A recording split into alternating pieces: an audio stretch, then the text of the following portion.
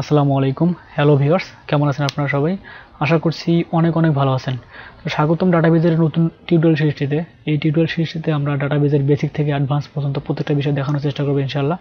তো ভিডিওটি শুরু করার আগে একটা ছোট্ট রিকোয়েস্ট থাকবে, আপনারা যদি আমাদের এই চ্যানেলটিতে নতুন হয়ে থাকেন তাহলে চ্যানেলটিতে সাবস্ক্রাইব করে পাশে থাকা বেল আইকনটি বাজিয়ে দিন, কারণ আমরা প্রতিনিয়ত ভিডিও আপলোড করি, যাতে আপনারা প্রত্যেকটা ভিডিও পেয়ে যান। ওকে, তো এটি হচ্ছে এই টিউটোরিয়াল সিরিজের ইন্ট্রোডাকশন ভিডিও। এই ভিডিওটির মাধ্যমে আমরা জানবো ডাটাবেজ কি, আমরা ডাটাবেজ কেন শিখবো এবং ডাটাবেজ শিখতে গেলে আমাদের কি প্রয়োজন।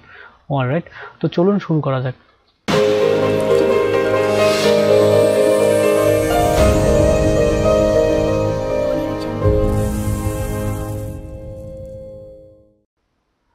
অলরাইট, তো এই ভিডিওটিতে আমরা কি জানতে চলেছি সেটা এক নজরে দেখে নেই।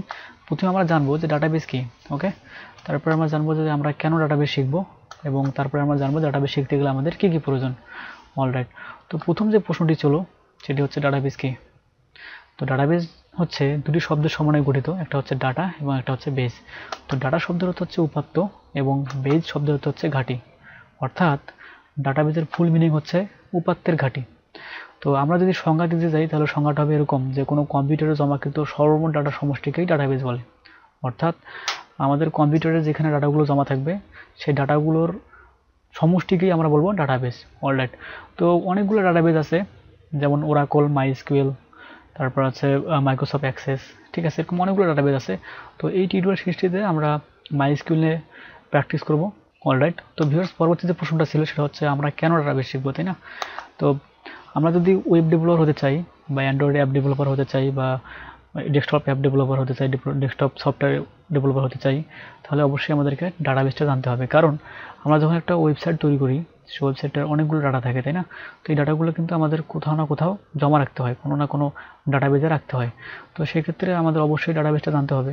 তেমনিভাবে আমরা যদি অ্যান্ড্রয়েড অ্যাপ ডেভেলপার হতে চাই, তাহলে আমাদেরকে ডাটাগুলোকে কোথাও না কোথাও রাখতে হবে, এই জন্য আমাদেরকে ডাটাবেস শিখতে হবে। অলরাইট, অথবা আমরা যদি কোনো সফটওয়্যার তৈরি করতে চাই, ডেস্কটপ সফটওয়্যার তৈরি করতে চাই, তাহলে আমাদেরকে ডাটাবেস জানতে হবে। অলরাইট, তো ভিউয়ার্স, তারপরে আমরা যদি কোনো প্রতিষ্ঠানের ডাটাবেজ অ্যাডমিনিস্ট্রেটর হতে চাই, ঠিক আছে, দেখা গেলো আমরা কোনো একটা প্রতিষ্ঠানের ডাটাবেজ তৈরি করব, ডাটাবেজ ডিলিট করব, মডিফাই করব, তো এই ধরনের কাজগুলো করতে চাইলেও আমাদেরকে ডাটাবেজ জানতে হবে।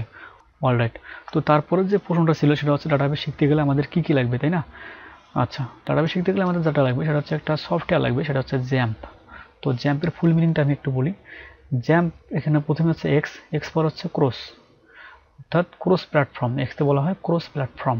অলরাইট, তারপর হচ্ছে এতে হচ্ছে অ্যাপাচি। ওকে, তারপর হচ্ছে এমতে বলা হয় মাইএসকিউএল, পিতে হচ্ছে পিএসপি, এবং সবার শেষে যে এই পি মানে হচ্ছে পার্ল। ওকে, তো X for cross, A for Apache, M for MySQL, P for PHP, আবার পি ফর পার্ল। অলরাইট, তো এই সফটওয়্যারটি আমাদের কম্পিউটারে ইনস্টল করতে হবে। ওকে, তারপর যেটা লাগবে, আমাদের কম্পিউটারে একটা ব্রাউজার থাকতে হবে, সেটা Google Chrome, Mozilla Firefox, internet explorer, safari, অর্থাৎ যে কোনো একটা ব্রাউজার আমাদের কম্পিউটারে ইনস্টল থাকলেই হবে। অলরাইট, তো ভিউয়ার্স, পরবর্তী ভিডিওতে আমি দেখাবো কীভাবে জ্যাম্প সফটওয়্যার ডাউনলোড করতে হয় এবং কম্পিউটার ইনস্টল করতে হয়। তো আজকের ভিডিওটি এই পর্যন্তই। ভিডিওটি ভালো লেগে থাকলে অবশ্যই ভিডিওতে লাইক দিবেন, কোথাও কোনো বস্তু অসুবিধা হলে অবশ্যই কমেন্ট করে জানাবেন, এবং পরবর্তী ভিডিওর আপডেট পেতে অবশ্যই চ্যানেলটিতে সাবস্ক্রাইব করে পাশে থাকা বেল আইকনটি বাজিয়ে দিবেন, যাতে আপনারা একটা ভিডিও মিস না করেন। অলরাইট, তো ভিউয়ার্স, পরবর্তী ভিডিও দেখার আমন্ত্রণ জানিয়ে আজকের ভিডিওটা এখানে শেষ করতেছি। ভালো থাকবেন, সুস্থ থাকবেন, আল্লাহ হাফেজ।